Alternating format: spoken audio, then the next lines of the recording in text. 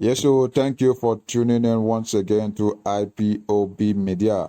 We really appreciate you coming again and again to watch our videos. God bless you so much. All right, if you're new to this channel, this is IPOB Media, the place where we bring you the gospel of Biafra. Yes, this is the only channel where we bring you the latest legit news, information, updates, trends, happenings, events, and everything you need to know about Biafra and our struggle for freedom. Yes, subscribe to this channel, click on the notification bell so you don't get to miss out on any of our interesting videos. And don't forget to share on all your social media platforms so that our Biafran brothers and sisters will get to know what is going on. And we encourage you to share your thoughts in the comment section and let us know what you think about this video. And don't forget as well to give us a thumbs up, right? Okay, let us get right into what we have for you in this video. Yes, so one of us has come out to send a message to Ndigbo. Ndigbo niile, right? If you are Igbo, Iman Igbo Ndigbo, this message is for you. If you are still waiting on one Nigeria, I want you to watch this video, right? This message is for you. For everybody, both Simon Ekpa, just watch this video, right? And see what our brother has to say.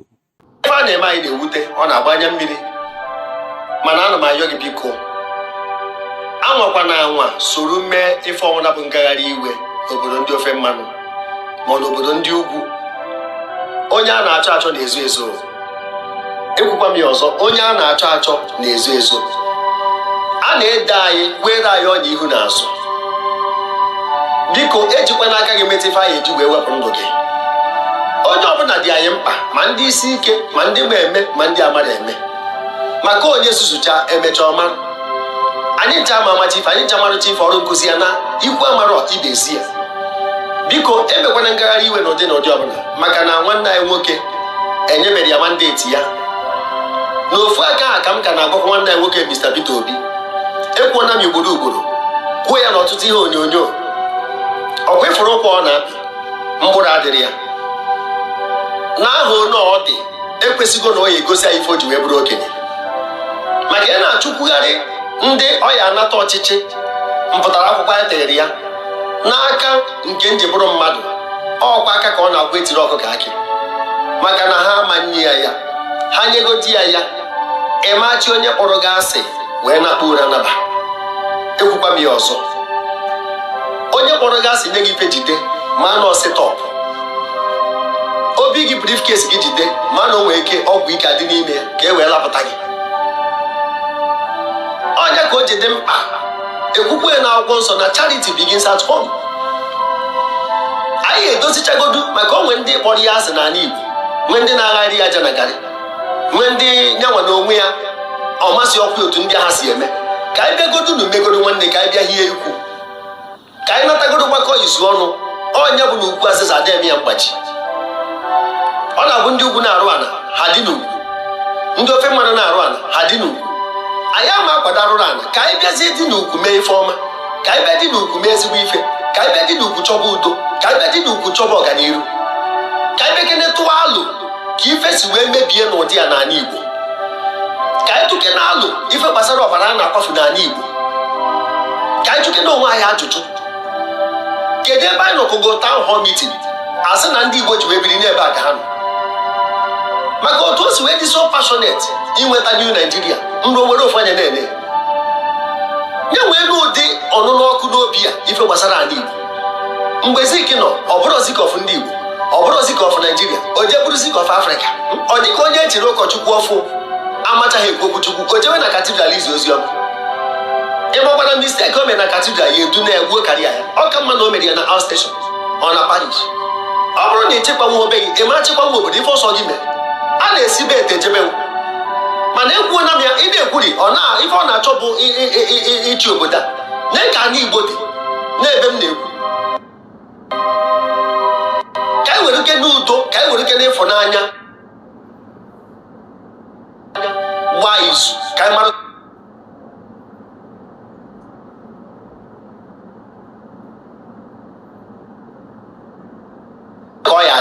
bụ nke anyị emebere maka ọtụtụ ụmụnne anyị na-asị na Igbo afụrụ onwe ha n'anya Igbo afụrụ onwe ha n'anya ọ ndị amarọ ebe ife nọ wee mebi maka ọ bụrụ ebe a dakwarụ mmadụ ka onye ahụ na-adaru ala ị nwere ike ịzọfie ụkwụ na nke Okeke jee daa ada na nke Okafọ ada ụnụ fụrụ anyị na-ada ma inwe oke anya ma oke ịchụ ego ma ife ego ma ife gbasara anya ukwu ịkụ nkụ ọkpa isu imi ife niile a bidoro ka a nụchara agha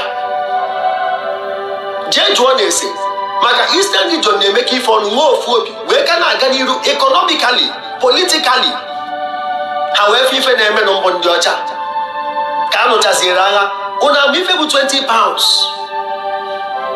onye ọbụla zọba onwe ya survivor of the fittest ọ bụ ebe ife niile anọbido in order to survive onye fụ nwanne ya orie ọ nọ ka ebe e nwere wolves ebe e nwere lions or leopards ọ bụrụ na ị wetara ofu chicken ofu anụ ọkụkọ debere ha mana ha lụchara ebe 10 or 20 ịmụ na ha ya agasị onwe ha mbọ ha ya anụso onwe ha ọgụ maka limited resources ka edebere ha ebe nwere herds of wild animals so otu a ka ọ dị ebe ndị Igbo nọ we are republicans in nature anyị bụ ndị na-agbata mbọ ike keta orie part of our lives mana ife a na-eketa n'ike adịrọzi ndị kwuru okwu si na ọnụ na-eri eri adịgo committed onye bụ ife anyị nọ ya taa ọsọsọ amara Chineke na ịtụ egwu Chineke ka mmadụ ya eji wee jikọnata onwe ya ọ bụrụ ma ebe ọ bụ na ego dị asị n'ọnụ ugwu ịfụ na onye Igbo ji ọsọ arịa asị n'ọnụ ugwu ịfụ na onye Igbo ya eji ọkpa wee sọpịa okwu niile maka ego ọ ife o ji dị mkpa ị na-enyegasị ndụmọdụ a ka a ghara adị na-agbakọta Chineke azụ maka ego ka a ghara adị na-efe ego ka ife ọbụla ghara abụ n'ego ma n'ụlọ ụka ma n'obodo ma ebe ndị na-achị obodo ma ebe ndị politiks nọ ka a ghara emezi na money the center of the message na onye na-edufie ụmụazị maka ọtụtụ ndị okenye ebinye n'aka na pọtọpọtọ onye bata na ha ma apụta nwoke ọtọ agwụmọgwụ ụmụazị na-agwọ na ọ bụrụ part of omenala maka ọtụtụ ndị okenye sokwu agwọ ife dị n'ịchụ nwaanyị na ibi ndụ ruru unyi ọtụtụ n'ime ha ebinye n'aka na ya conscience is an open wound onye bata na ọtụtụ ama apụta katọọ ya a sị na okenye ọnọkwa na anụ ụmụazị na-arụ ala okenye ọnọkwa ya ana ụmụazị pịrị akụ na-agba udele okenye ọnọkwa ya n'ife na-eme na be anyị so ọ bụ na nwanne ya nwoke na-agbaje na ọ na-achị ichi obodo a na ọ na-achị ichi obodo a ndị nwe obodo ekwuo na mba na ọmachi ha kedu ife ọ na-agbagharị okirikiri ndụmọdụ ka m na-enye ya ya nataba onwe nne mgbe kwuru na ọ bụrụ na ị nwee moto ịtọ bunata ịbụọ ife niile abụrụ ka eyihe gị kama nkwụcha abụrụ ụjọ o so n'ife mụnwa ji agbakwu mbọ na-etinyezi aka n'ife gbasara ebe obibi ya na ebe a na-azụ ahịa mana ịma na ndị Igbo ada agba ọsọ mmiri ma ọ na ozuro ha arụ ọ ife eji wee mara anyị mana onye ma ife kwesịrị ịgbanya bụ ọsọ mmiri na ife ọjọọ eju n'obodo na insekuriti dị n'obodo onye ọnwa napụ n'ọnụ anyị gba ebe osi otu ọnwụ na onye dị ndị agbata obi ya ma ọ yutu na-eme ife niile a enwekwara ezigbo yutu nwee ike ịchọba ndị na-eme ife niile a ka adọ na anakpa ife niile abụrụ egbe na mma ụna ama ife 8 years of unemployment ọ dịgokwa tupu ndị a wee bata wee chịtọpụ nke afọrọ afọ gwọtọ ife niile enwego unemployment huge unemployment oge nke Jonathan ndị nke a wee batazie o wee kazie njọ ọ dịzie quadruple emefe bi nọ 8 years ndị ntorobịa nwere ọrụ a na-ekposta graduate every year a na-eje service na-apụta emefe ọpụta 8 years onye nwa bụ injuri anyị nwee tata ọ bụrụ ọsọsọ maka maazị onye ndu echi na nke a bụ ilu ụlọ maka onwe ndị aka ha dị na ya dịka esi wee kwu ekwugo m ya kwukwu ya onye dị nwanne ya na-agbuola onye ahụ ka bụkwa ọnụ ọ bụrụ na isi n'afụfụ ndị be anyị na-ata ịbụrụ onye Igbo were make profit you are making profit na the misfortune ụmụnne gị ọ bụrụkwa ngozi nwanne m ọkwa afụfụ maka ọ bụrụ na obodo dị n'udo onwe ndị na-anọ na njọ afịa mana ọ na-agba gharaghara ụfọdụ a na-elepụ afịa dịka otu a Ukraine na Russia dị ọgụ a na-anụ na-abalị ndị na-ele mgba egbe onwe ndị ji ewere abụ ọgaranya mana ọ bụrụ ezigbo ife oge a nọ na COVID-19 onwe ndị ọdịrọ ka nose mask kwụsị akwụsị si lebe ya COVID-19 akwụsị na ọ bụrụ ngozi ụmụnne m ụdị opportunity apụta ọ bụrụ ife ya achọ ka iriri uru wee gabazie obodo agba na aghara ọkankụ agbafuo n'ọbara ọkankụ ndị na-agba ọsọ maka na obodo adọrọ mma ebee ka ị ya agbadebe ọ bụrụ na enwe na ndị hijack society n'obodo adọrọ mma we can take back that society from their hands iwe bụrụ na ya agbara ya egbe ama egburu ya mmadụ na ụmụnne anyị ndị ama na-eme agbaziere ha ụzọ anyị esi mee ya dị power of love and peace amaka. Udo nke onye nwe anyị na-enye dị iche na nke ụwa na-enye. John 14:27. Udo ya na-adị iche. Ada agbara ya egbe. Ọ gbaziri onye amarọ were ịfụnanya gbaziri onye amarọ in good manners. Isi mmadụ wepụ aka n'ife ọjọọ inye nke dị mma ka o jide n'ọka esi eme ya. Nkịtị adịghị mma ọnụnụ. Isi na ụmụ gị ama anatasị na ị n'obodo oyibo o nwere ife gbasara gị ife ya emetụ onye metụrụ gị ofu ụbọchị ya anata. Anyị agbatara ya n'ọsọ. Let us fix our land ka anyị dozie n'ụba anyị. O ruo na omume. Ana m ayọ onye ọbụla aka ya dị n'ọgba aghara dị n'ala Igbo biko eji m ikpere na abana na ayọ gị. Ọbara nwekwara voice, ọbara na-ekwukwa okwu, ọbara na-etikwa mkpu, ọbara na-ebekwa akwa. Chineke bịakwa ụgwọ ịfụ na boundary between life and death is not up to a second. Chukwu bịara gị ụgwọ ị ya akwụkwọ ụgwọ akwụ ọmụrụ nwa ya na ya so. Ọ bụrụ na ọgba aghara na-atọ gị ụtọ na aka gị dị na ya ị na-akpụ ụra ị na-enwe garanti na iyi eteta ụra. Onye emechi ọkwa afa mmadụ. Chineke pịa bọtịn ndụ gị n'abalị. Kedu ife ya akọrọ ya? Maka enwe ndị ji ego ha akọsụ problems na society. Ana m ayọkwu ndị ntorobịa biko. Ayọna m ugboro ugboro ha ga-egburu m ntị. Amarọ m ndị na-eme n'ụwa. Ọ bụrụ na ndị na-achị efi na-abịa egwu ife a na-egbu na be anyị amarọ m. Ọ bụ na enwe ndị be anyị aka ha dị na ya. Oge nke elekshọn ayọrọ ayịyọ. Oge ahụ nwere ife eme. Maka nwanne yọ o kwesịrị ịyọta. Ma ọ bụ nagodo ekwensu nwe ndị ya na ya na-agbadị na mma. Mana nke a bụ ụmụnne anyị kwesịrị ịyọta. Ayọ ha biko si butu egbe aka m na-ayọ. Maka enwe ndị emewara obi ka m na-ekwukwu ya. Enwe ụmụnne anyị emewara obi. Enwe ndị ụmụnne ha anọrọzi. Ọ bụrụ mkpọgbu ga-agbagburu ha. Enwe ndị bụrụ mmiri ide. Enwe ndị emere embaras na public. Enwe ndị ekere agbụ na ndụ ha nọ na ndụ nwụọ gba ikpuru na ndụ. Nwe ndị ehore eze na ndụ. Ọ bụrụ ozi ka anyị revenge ba. Ife niile eme na akwada na awago ife da na ete n'aja. Ana m ayọzi ụmụnne anyị biko. Ụfọdụ ndị uwe ojii adị emete ya. Enwe ndị agha obodo a ndị kaki na-akpọ m bụ ụmụnne anyị si ma n'obodo ndị ugwu akpọ m na-akọmendị na-ekwu na ife anyị na-eme dị mma n'ọnọdụ ndị be anyị na-ewute ha. Enwe ndị nke kọstọm na-akpọ m ndị Igbo mana enwetagbọghọ m kọọlụ ofu onye uwe ojii. Ọ bụrụ na ọ sị na ebe ka ha si eme anaghị ekpochapụ onye ọbụla ha dị emeti ya. Mana ana m ayọ biko onye ọbụla butu egbe biko ụmụnna ya jụrụ biko iwu unu dị ọkụ dajụọ. Ama m na emewara unu obi biko si egbuzi na biko eji m anya mmiri ayọ si egbuzi na onye ọbụla nwekwara uru ọ bara. Mbọsị anyị emecha na ọrụ onwe anyị unu afụ na onye ọbụla nwe uru ọ bara. Na ndị gọvanọ anyị emetara ya biko ana m ayọsị gbaghara ha. Onye ka chọrọ imere na-aga ya mere na-aga. Mana ka anyị nye onwe anyị hand of fellowship. Ọ bụrụ na sinetọ emetara ya si gbaghara ya. Onye ọjọọ na ọma gbaghara onwe ya ya mere na-aga. O nwere ka ọ fọrọ ya ofu drọp ka iko ya jụ. Maka ọ na-abụ oke agụ na-awọ ya chi ya na-agụrụ ya ụbọchị ọrụ. Onye ọbụla bụ onye Igbo n'ụzọ osiri ometi ya biko si gbagharụ. Na onye dị ndụ ka a na-agbaghara ọ bụrụ onye nwụrụ anwụ.